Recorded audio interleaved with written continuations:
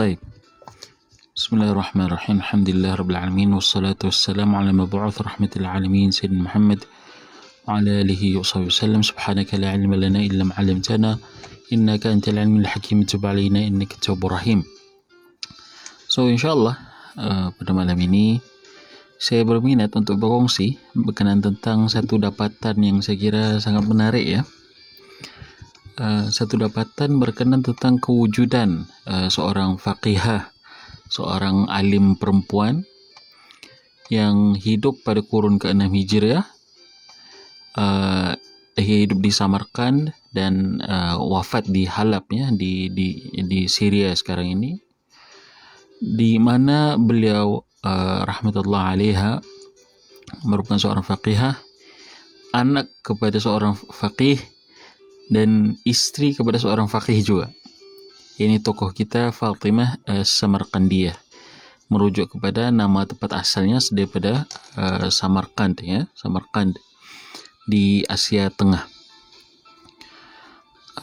Fatimah dan tentang kegaibannya daripada tarajum, ini daripada buku-buku yang menuliskan biografi ulama-ulama Hanafiyah. Dan Fatimah Samarkandiyah ini adalah seorang Hanafiyah lah ya, seorang yang bermazhab Hanafi.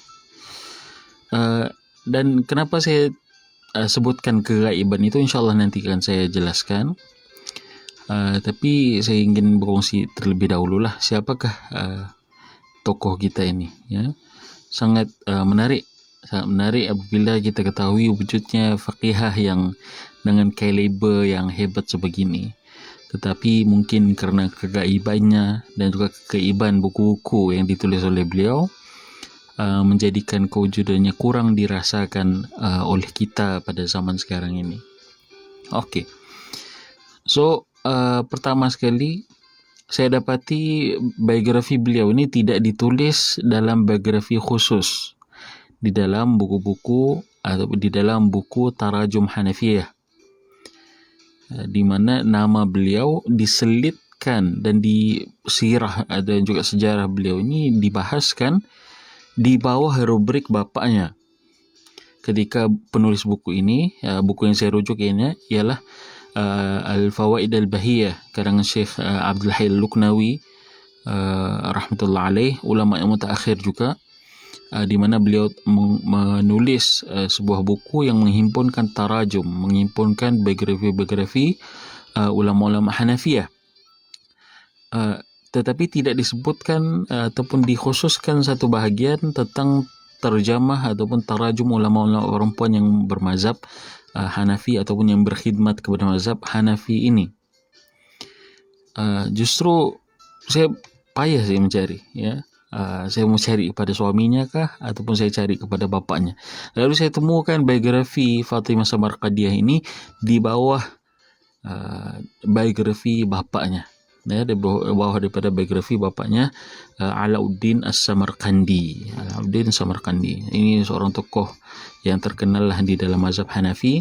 Saya mengkaji perbezaan mazhab, khilaf antara mazhab dan juga mengkaji buku-buku yang menjadi rujukan di dalam mazhab-mazhab ini.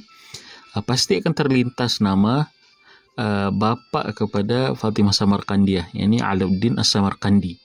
Beliau telah mengarang sebuah buku yang berjudul Tuhfatul Fuqaha, buku yang meringkaskan dan merumuskan fiqh Hanafi di dalam rumusan yang ringkas ya, dalam rumusan yang ringkas. Dan As-Samarkandi ini, Alauddin As-Samarkandi, memiliki seorang anak yang bernama Fatimah Samarkandiyah. Beliau dikatakan yang dibawa di seperti mana yang dinyatakan oleh Syekh Abdul Hayy Al-Luqnawi ini, saya bacakan di sini ya. Wa kanat ibnatuhu Fatimah al-faqihah al-allamah zawjah Alauddin Abi Bakar As-Sahib Al-Bada'i'. So Syekh Abdul Hayy Al-Luqnawi, walaupun beliau tidak mengkhususkan sebuah paragraf khusus yang tertentu untuk menyebutkan nama Fatimah Samarqandiah ini, beliau juga beliau telah memberi sifat-sifat yang hebat sebenarnya kepada Fatimah ini. Disifatkan Syekh Abdul Hayy Al-Luqnawi, beliau menyifatkan Fatimah ini sebagai seorang faqihah al-allamah. Faqihah allamah. Faqihah ini adalah muannas bagi faqih, merujuk kepada seorang pakar di dalam fiqh. Tetapi gelaran allamah itu bukan senang-senang diberikan, ya, hatta bagi kaum lelaki, apatah lagi memberikan gelaran allamah kepada wanita, bukannya alimah. Allamah ini diberikan Syekh Abdul Hayy Al-Luqnawi kepada seorang wanita, menunjukkan kepada kita kedudukan yang tinggi sebenarnya yang dimiliki oleh Fatimah Samarqandiah ini di mata Syekh Abdul Hayy Al-Luqnawi. So, allamah ini adalah seorang alim yang melahirkan ulama yang lain. Gelaran alim berarti dia sendiri itu menjadi seorang alim, orang yang ada kepakaran dan juga kefahaman yang tinggi dalam agama.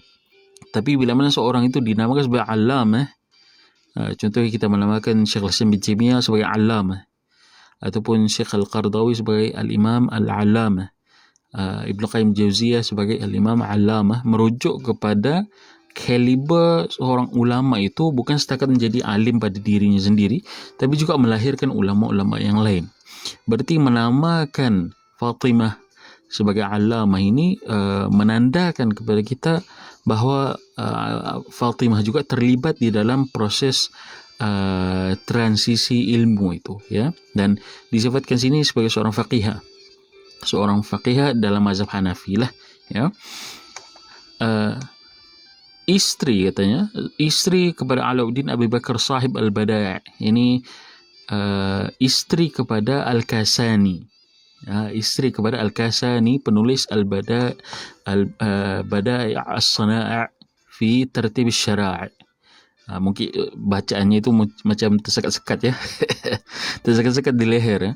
Bada' As-Sana'a' fi Tartib Syara'i', karangan Al-Kasani, suami kepada Fatimah ini. Dan Al-Kasani ini merupakan murid kepada Alauddin Samarqandi. Dan buku Al-Bada' itu sendiri merupakan syarahan kepada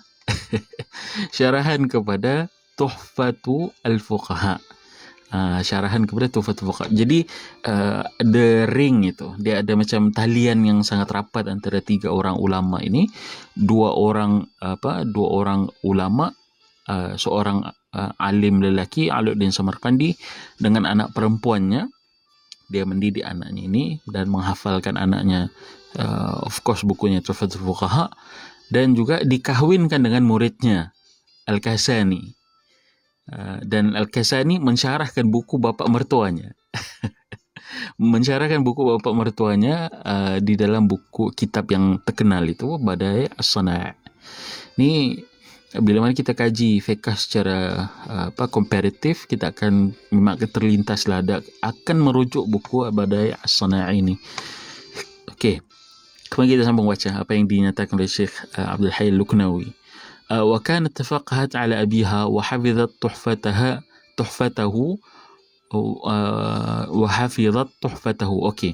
Kata Syekh Abdul Hayy, kanat tafaqahat ala abiha. Dia ini mempelajari fiqh itu daripada bapaknya. Fatimah ini belajar fiqh daripada Alauddin As-Samarqandi. Wa hafizat tuhfatahu, dan menghafal Tuhfatul Muluk daripada yang dikarang oleh bapaknya itu. Ini satu kebiasaan lah, ya. Kalau kita nampak para ulama yang di mana mereka memiliki anak-anak perempuan, most of them akan menghafal karya yang ditulis oleh bapaknya. Ini menunjukkan keberkatan penulisan seorang ulama itu. Bila mana dia menulis dan diwarisi oleh anak-anak dan keturunannya, berarti penulisan itu diberkati oleh Allah. Salah satu daripada petanda lah, ya, keberkatan tulisan itu. Wa kana zawjuha, dinyatakan Syekh di sini, wa kana zawjuha yukhti fataruddahu ila sawab. Dan ada kalanya suaminya, yang ini si Al-Kasani, tokohnya Al-Kasani, yukhti, tersilap di dalam memberi hukum dan juga fatwa fiqh. Fataruddahu ila sawab. Maka siapa yang membetulkan si Al-Kasani? Fatimah ini. Fatimah Samarkandiah ini yang membetulkan apa yang ialah sebagai seorang manusia kita ini tidak terlepas dari kesilapan. Bukan disengaja kan, namanya pun silap. Tetapi wujudnya seorang wanita ulama yang boleh membetulkan fatwa yang silap dinyatakan oleh suaminya, ini menunjukkan kaliber ilmu yang bukan biasa-biasa ya. Al-Kasani bukan orang biasa-biasa. Al-Kasani di dalam badai'nya itu membawakan pendapat fuqaha 4 mazhab secara perbandingan dan ditarjihkan pendapat mazhab Hanafi. Berarti kefahamannya tentang fiqh itu tinggi, dan ada orang yang boleh membetulkannya. Menunjukkan kepada kita bahawa kehebatan yang ada di dalam diri Fatimah ini ya, melambangkan adanya bukannya setakat melambangkan, tapi menjadi bukti tentang kehebatan dan kemantapan fahaman fiqh di dalam diri Fatimah ini. Okay? Kalau sampai dia boleh buat correction kepada kesilapan yang dibuat oleh Al-Kasani. Wa kanat al-fatwa, dinyatakan Syekh Luqnawi ini, wa kanat al-fatwa ta'ti fatakhruj wa 'alayha khattuha wa khattu abiha. Dan pada zaman dahulu bila mana sebuah fatwa itu, idik itu dikeluarkan, sudah tentu memerlukan kepada jawapan. Ada soalan, ada jawapan fatwanya, dan ada orang yang mengesahkan fatwa itu. Dan disusunannya itu dengan sign ataupun dengan tauqi'. Ada tauqi' bahawa fatwa ini diakui benar oleh fulan dan fulan. Dan fatwa di mana bila mana Syekh Abdul Hayy nyatakan di sini, fatwa itu datang ini dikeluarkan dan wa 'alaiha khattuha, dan di atas fatwa itu, di hujung, bahagian hujung fatwa itu ada khattuha, ada tulisan Fatimah ini. Berarti Fatimah antara orang yang mengesahkan fatwa itu. Wa khattu abiha, dan juga khat ataupun tulisan bapaknya, ini mengesahkan tentang fatwa itu. Berarti sampai ke tahap ini muftiyah lah ni. Dia bukan setakat faqihah, dia seorang yang mengeluarkan fatwa. Ada khat, ada tulisan tangan beliau dan juga tulisan tangan bapaknya ya, Samarkandi. Apabila falamma Syekh Abdul Hayy sebutkan di sini, apabila beliau berkahwin dengan sahib al-badaya, ini Al-Kasani, bila beliau berkahwin dengan Kasani, kana takhruju 'alaiha khattuha wa khattu abiha wa khattu zawjiha. Jadi bila mana fatwa itu dikeluarkan, ada tulisannya, ini tulisan tandanya itu, tanda tangannya itu, dan juga tulisan bapaknya, dan juga tulisan zawjiha, tulisan Al-Kasani, menandakan satu fatwa itu sudah dinilai oleh 3 orang, berbanding daripada sebelumnya dinilai oleh beliau dan juga bapaknya atas, dan saya kira fatwa itu ditujukan kepada Syekh Alauddin Samarkandi, tetapi ditashih dan juga diakui itu oleh 2 orang ulama, termasuklah anaknya ini Fatimah Samarkandi. Ini kedudukan yang sangat hebat, ini boleh menandakan kesahihan sesuatu fatwa, menandakan bahawa fatwa ini betul dan juga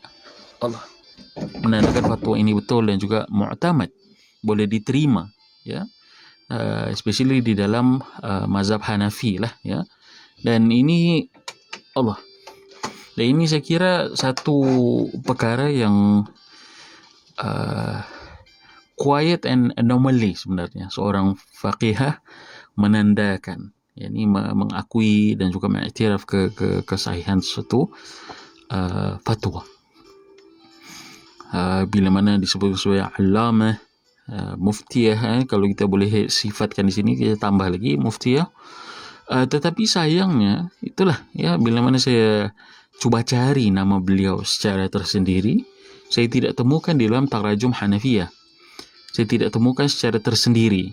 Beliau disifatkan ataupun dibahaskan itu di bawah rubrik bapaknya, di bawah dinyatakan di sini ya, boleh dicari dalam buku Fawaid Bahiyah, Muhammad nombor 327, Muhammad bin Ahmad bin Abi Ahmad Abu Bakar Alauddin Samarkandi. Dibahaskanlah siapakah Alauddin Samarkandi ini, lalu di bawah itu barulah disebutkan apa yang telah saya bacakan tadi.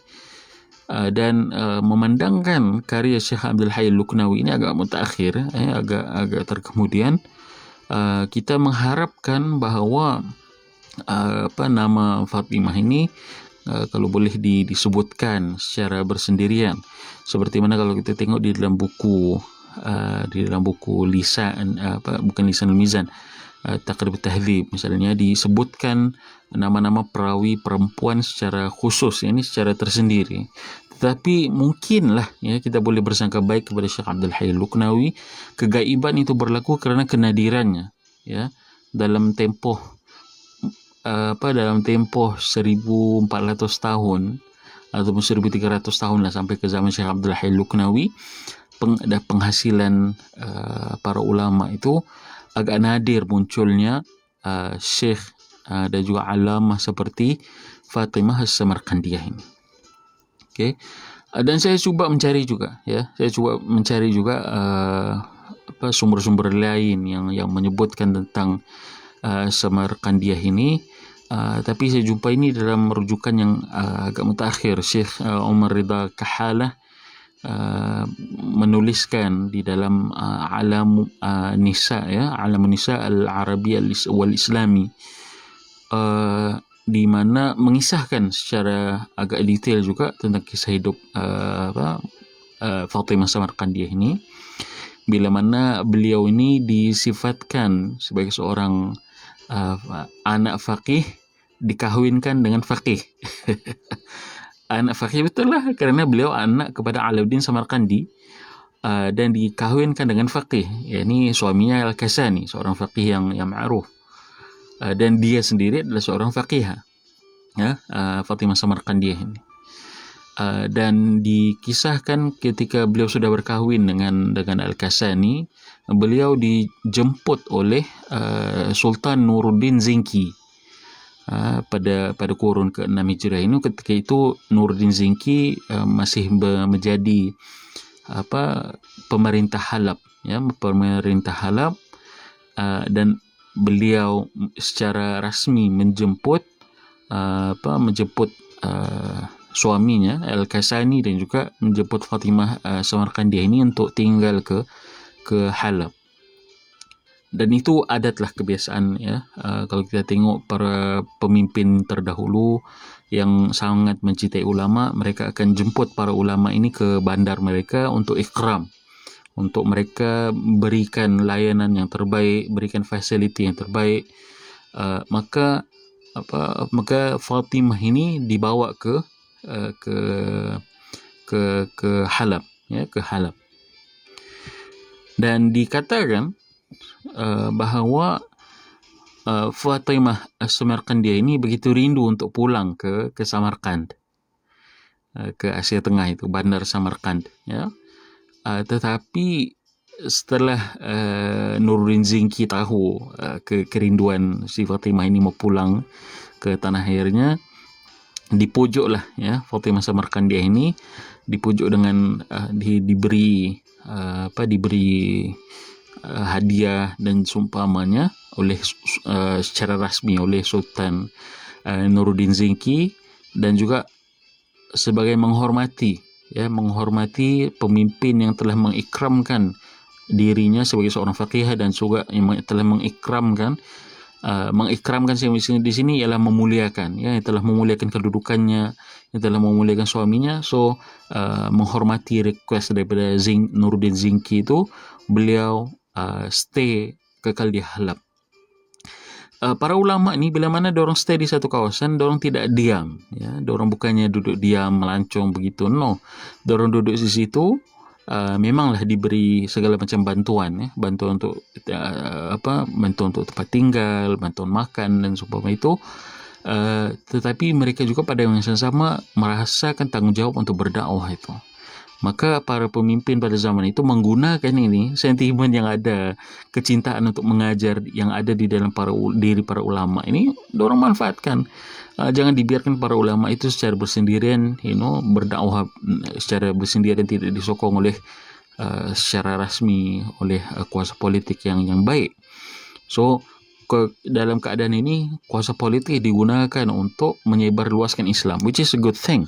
Kita tidak boleh nafikan itu. Alhamdulillah kita di Malaysia juga merasakan nikmat yang sama, di mana Islam itu boleh tertegak dan diamalkan dengan bebas dan dengan baik di seluruh negeri di Malaysia, kerana adanya good political force yang membela Islam lah di Malaysia ni. So begitu juga di Halab, kita boleh bayangkan. Maka menghormati permintaan daripada Nuruddin Zinki itu, maka beliau akhirnya stay di Halab sampailah ke tahun kematiannya, kewafatan beliau pada tahun 581 Hijriah, dan dikebumikan di pekuburan Jami' Ibrahim Al-Khalil di Halab. Tapi wallahualam sekarang ini macam mana keadaan masjid itu, Jami' Ibrahim Al-Khalil itu, moga Allah SWT memeliharanya dan juga memelihara inilah, ya, tempat bersejarah Islam itu daripada dirosakkan. Kerana seperti mana kita maklum, Syria masih lagi bergolak dan masih belum recover lagi daripada kesan-kesan peperangan yang telah berlaku sebelum ini. So begitu, beliau dikebumikan di sana, dan suaminya juga 7 tahun, ya, lebih kurang 7 tahun atau 6 tahun lebih selepas daripada kewafatan Fatimah Samarkandiah ini pada tahun 587 Hijriah, Al-Kasani wafat di Halab juga, dan meminta secara rasmi untuk dikebumikan bersampingan dengan isterinya yang tercinta di Jami' Ibrahim Al-Khalil itu.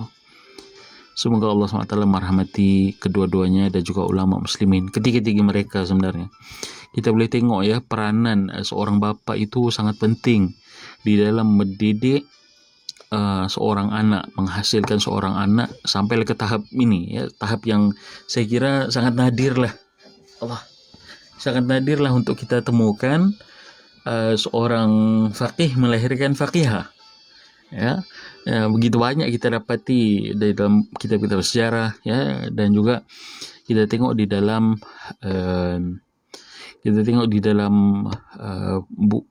sirah Ibnu Hajar. Contohnya Ibnu Hajar Asqalani, beliau seorang alim besar, ya, dan beliau telah berusaha sebaiknya untuk melahirkan zuriat yang pintar dan juga yang soleh, yang boleh membawa legasi beliau. Tetapi qadarullah, beliau tidak dikurniakan dengan anak yang mampu menyambung legasinya, anak lelaki. Dan dia minta secara spesifik, Syekh Ibn Hajar itu minta anak lelaki yang boleh menyambung legasinya.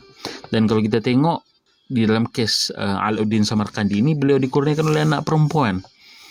Dan tidaklah pula beliau memilih, bahkan beliau memanfaatkan itu, ya, memanfaatkan anak perempuan itu, melatihnya sampailah menjadi seorang mufti, ya, sampailah menjadi seorang alamah, ya. Ini satu gelaran yang saya kira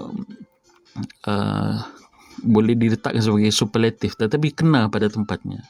Kalaulah begini kaliber yang ada pada Fatimah Samarkandiah ini, disifatkan beliau yang membetulkan fatwa suaminya kalau suaminya salah, which is and bukan fatwa dalam perkara duniawi, perkara yang ukhrawi, ini perkara ilmu agama.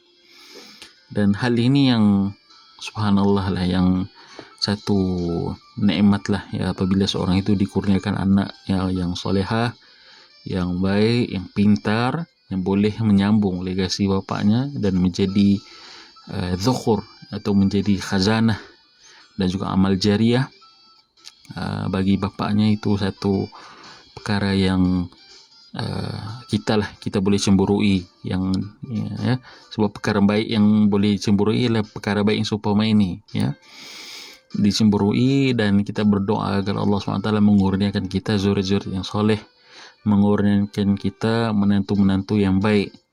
Kalau kita tengok ini Fatimah Samarkandiah, dikisahkan, tapi saya tidak jumpa sumber kisah ini. Dikisahkanlah bahwa Fatimah Samarkandiah ini dia telah dipinang oleh macam-macam orang. Adalah anak-anak raja di sekitar Samarkand itu cuba untuk mendapatkan persetujuan daripada Fatimah Samarkandiah. Tapi Fatimah Samarkandiah ini bukan orang biasa-biasa. Dia tahu menilai orang dan dia tidak mahu menjadi gundik menjadi gundik orang lain, kita boleh andaikan begitu. Maka beliau akhirnya memutuskan untuk berkahwin dengan Al-Kasani. Ini semuanya ulama-ulama besar lah. Bila kita sebut Al-Kasani ini betul-betul membawa saya pulang ke sewaktu saya belajar dulu di Madinah, di mana nama beliau ini antara nama yang orang kata masuk exam lah. Masuk exam maksudnya bila mana ditanya tentang ulama-ulama Hanafiyah yang telah menulis buku di dalam khilaf, nama Al-Kasani memang tidak akan terlepas lah daripada ingatan kita. Al-Kasani, As-Sarakhsi, Al-Quduri to some extent, Al-Marginani juga to some extent telah membahaskan fiqh itu secara khilaf, tetapi in extensive way Al-Badai' ini karangan Al-Kasani ini. Okay. Nah, who knows saya rasa juga Al-Kasani juga tidak menyangka dia dikahwinkan dengan anak perempuan gurunya ini, dikahwinkan dan diberikan taufik seorang istri yang pintar, yang baik, dan juga yang mengetahui haknya. Itu subhanallah. Ini kita betul-betul kita berdoa lah agar Allah SWT memudahkan urusan kita dan mengurniakan kita pasangan yang sebaiknya untuk kita, insyaAllah. Kata Allah SWT, at-tayyibuna lit-tayyibin, at-tayyibuna lit-tayyibat.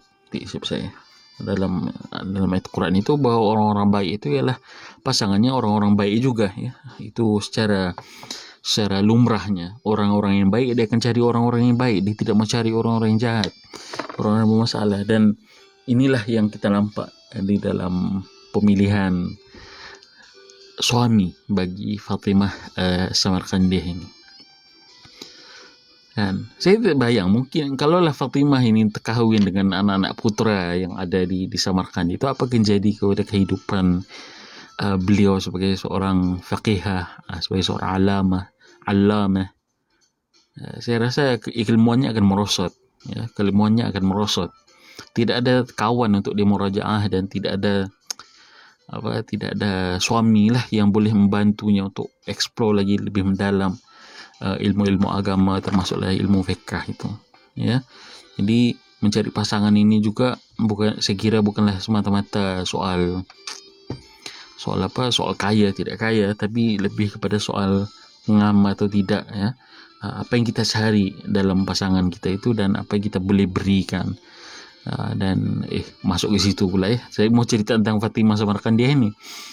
Jadi itulah kita mempersoalkan keghaiban itu, keghaiban Fatimah Samarkandiah ini di dalam buku-buku para fuqaha, tarajum Hanafiyah. Kenapa tidak ada disebutkan secara khusus?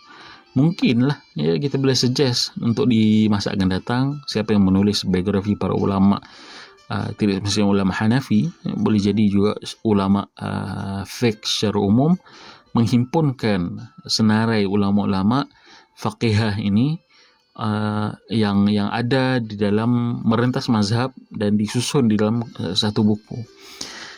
Dan sebelum ini juga saya telah pernah menulis tentang Fatimah Al-Baghdadiyah, seorang faqihah, tetapi ini dalam mazhab Hambali.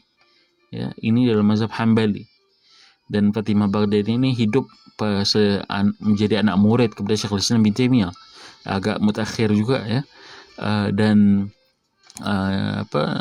Fatimah As-Samarqandi ini sebelumnya lagi, lebih kurang sebelum 2 kurun lah sebelum daripada Fatimah Al-Baghdadiyah itu.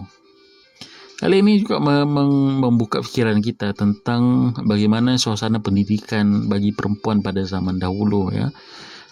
Agak liberal kalau kita boleh bandingkan dengan situasi pada zaman sekarang ini, di mana ulama-ulama perempuan itu dihasilkan sama ada secara dimahukan, tetapi paling tidak peluang untuk menjadi ulama perempuan itu ada pada zaman dahulu, which is a very situasi yang sangat-sangat menarik untuk kita telaah dan juga untuk kita compile lah ya, compile dan susun di dalam sebuah buku yang khusus. Lebih baik kalau ada dalam bahasa Melayu ya, sebab kita ini di samping kita mengkaji dan juga menegakkan kebenaran, kita juga inginkan satu pembangkit semangat ya, pembangkit semangat agar lahirnya faqihah di Malaysia ini yang akan boleh memberi sumbangan kepada fiqh, bukan setakat di dalam bidang akademik tetapi juga di lapangan ya, karena kita tengok apabila seorang itu, terutamanya perempuan, dia tentunya lebih memiliki hubungan yang lebih besar sebenarnya di dalam masyarakat, dan impak yang boleh diturunkannya kepada masyarakat itu besar berbanding daripada lelaki sebenarnya. Tetapi lelaki ini diberikan kedudukan sebagai ketua, maka secara budayanya mau tidak mau kita mendengar kepada lelaki. Tapi kalau kita mau tengok alaqah yang ataupun hubungan sosial, jaringan sosial itu yang lebih besar sebenarnya dimiliki oleh perempuan. Sebab perempuan akan menjadi ibu, perempuan akan menjadi makcik, perempuan akan menjadi guru, ustazah. Maka segala macam jaringan ini akan menghasilkan satu keakraban dan yang boleh dimanfaatkan dalam urusan dakwah. Jadi itulah penting untuk kita bahaskan tentang ulama-ulama perempuan ini, adalah lagi-lagi di dalam bahasa Malaysia, supaya menjadi inspirasi kepada kepada melahirkan lagi lebih ramai ulama-ulama perempuan kelahiran Malaysia lah ya, kita boleh simpulkan begitu. So begitu, wallahu alam, itu sajalah apa yang saya lontarkan pada malam ini. Jazakumullahu khairan, barakallahu fikum. Bagi siapa yang ingin baca lebih lanjut atau membaca sendirilah apa yang telah saya bacakan tadi, walaupun saya telah baca penuh sebenarnya, boleh dirujuk kitab Al-Fawaid Al-Bahiyah karangan Syekh Abdul Hayy Al-Luknawi ya. Tapi jangan cari namanya, tidak akan jumpa ya. Kamu kena cari, you kena cari dia punya nama bapaknya, Alauddin As-Samarqandi. So di bawah itu kita akan jumpa tarjamah ataupun biografi Fatimah As-Samarqandiyah ini. Menakjubkan lah bila mana disebut alamah itu, terkejut saya ya, macam mana. Biasanya alamah ini seorang lelaki, alim lelaki, dan yang telah melahirkan ulama-ulama yang ramai di bawah didikannya. Tapi untuk menyifatkan sebagai seorang alim perempuan ya, faqihah perempuan sebagai seorang alamah, itu satu klaim yang agak hebat dan besar, dan kita tidak kata salah. Mungkin ada pengetahuan lain yang dimiliki oleh Syekh Abdul Hayy Al-Luknawi yang tidak disorotkannya dan dibawakan secara penuh di dalam bukunya ini. Mungkin dilihatnya masih memerlukan kepada tapisan kan. Tapi itulah menandakan begitu hebatnya dunia kesajian Islam pada zaman dahulu, dan menandakan kepada kita sebenarnya bahawa Islam ini memberi peluang yang sama rata kepada lelaki dan juga perempuan, ya. Memberi peluang rata kepada lelaki dan perempuan dan di dalam ilmu. Maka musabaqah itu, perlombaan itu, fastabiqul khairat itu berlaku secara sama rata antara lelaki dan perempuan. Dan hanya saja perlu diusahakan dan diberikan peluang itu kepada perempuan sama seperti lelaki, walaupun Al-Quran itu secara umum memerintahkan, tetapi kalau budaya mengekang para perempuan untuk menjadi ulama, itu pun menjadi satu masalah yang besar lah, ya.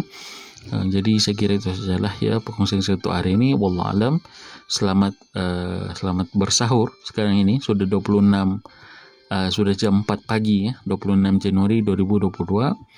Semoga Allah SWT memberkati tahun kita ini, mengurniakan kita tahun yang lebih baik daripada tahun-tahun sebelumnya, dan mengurniakan kita lebih penghargaan kepada ulama-ulama perempuan yang didiamkan ini, ya, untuk kita mencungkil lagi dan juga mengemukakan mereka ke khalayak, insyaallah taala.